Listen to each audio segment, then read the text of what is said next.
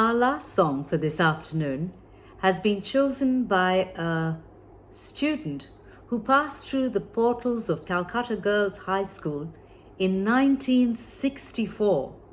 It has been an absolute honor to meet so many senior CGHS sisters from various batches, and Raja Lakshmi Dee has chosen this beautiful song.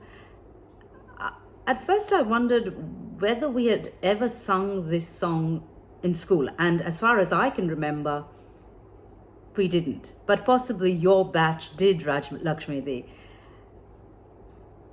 But thinking about the song choice, I think I now completely understand why you have chosen this song.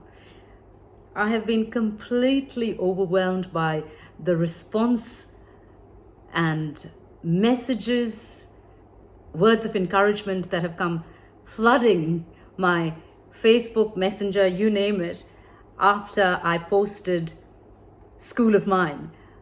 I didn't expect such a response. So Paulami Guha and Chetna Gupta, thank you so much for choosing that song. And I guess as a result of that song, so many of our CGHS girls have suddenly become so active. We've got back together and we're messaging each other. It's just wonderful. It's such a special experience to be a part of. And I guess Raj Lakshmi Dee has chosen this song, Blessed Be the Tie That Binds, because maybe she's contemplating on the fact that we as students of Calcutta Girls High School are bound by this tie, and we are blessed by this tie. And even when we asunder part, and it may bring us inward pain, we shall still be joined in heart and hope to meet again. But as always, I like to look at a song and I guess study up how the song came into being, and I'd like to share this with you. It was written by John Fawcett, and the hymnologist Albert Bailey described his congregation as set in a straggling group of houses on the top of a barren hill, and it was quite typical a setting for rural pastors in the 18th century. Fawcett himself had been orphaned at the age of 12 and had been bound out or loaned out, adopted in a way, to a tailor in Bradford. There he worked for many long hours. But even during that time, he learned to read and he mastered Pilgrim's Progress, by John Bunyan. He then was converted at a powerful preaching service held by the famous evangelist John Whitefield, where he was preaching to 20,000 people in an open field. And Fawcett went up to the evangelist and told him that he wanted to preach, and got the evangelist's blessing.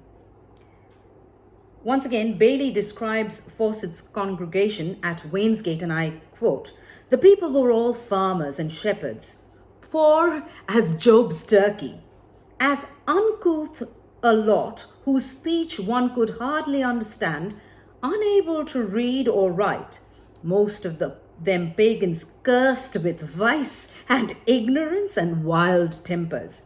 The established church had never touched them. Only the humble Baptists had sent an itinerant preacher there, and he had made a good beginning."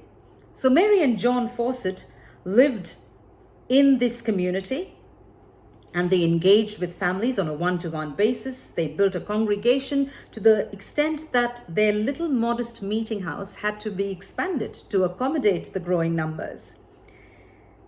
It is said that the prestigious parish in London called Carter's Lane Baptist Church got wind of this great work that Fawcett was doing and extended a call to him. Bailey describes that John and Mary decided to accept the announcement. They made that announcement to the church. A farewell sermon was preached. Possibly this song was sung. The bulky items of his furniture and some of his older books were sold, and the day of departure arrived. The two-wheeled cart came from the rest of his belongings, and likewise came the parishioners to say goodbye. The crowd was despondent and in tears, and according to Mr. Bailey, Mary is quoted as saying, I can't stand it, John. I know not how to go. And John responded, Lord, help me, Mary, nor can I stand it. We will unload the wagon. And he said to the crowd, we've changed our minds. We are going to stay. Pandemonium, it seems, broke out as the crowd broke out in joyful acclamations. And it seems that John Fawcett and his wife remained in Wainsgate for 54 years.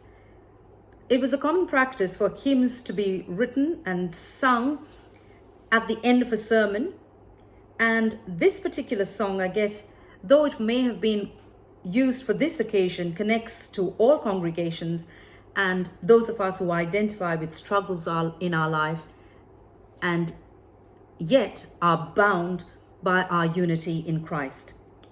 I'm sure that this hymn has been tearfully sung by many Christians and believers when they are called to part from each other. And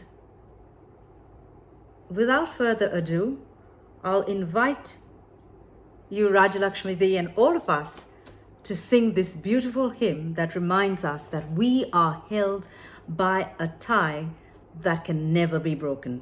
Blessed be the tie that binds.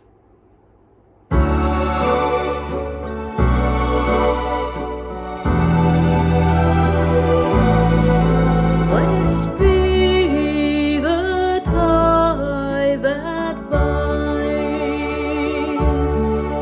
our hearts in Christian love, the fellowship of kindred minds is like to that above. Before our Father's throne,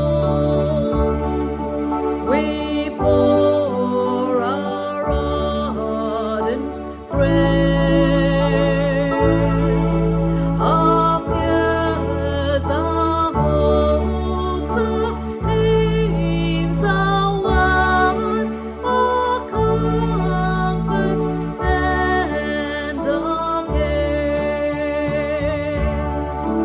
We share our mutual woes, our mutual burdens bear, and often for each other pose the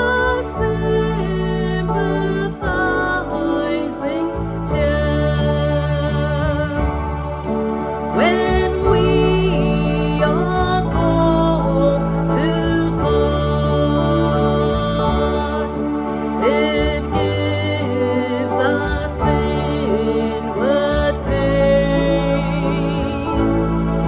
but we shall still be joined in heart and hope to meet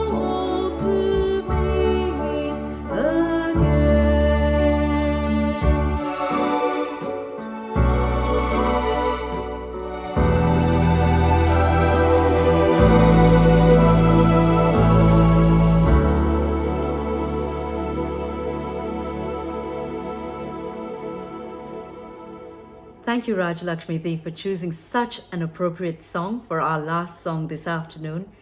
And may we always remember that even when we are called to part and it brings us inward pain, we shall still be joined in heart and hope to meet again. This was a special dedication to all of us CGHS sisters. God bless and take care.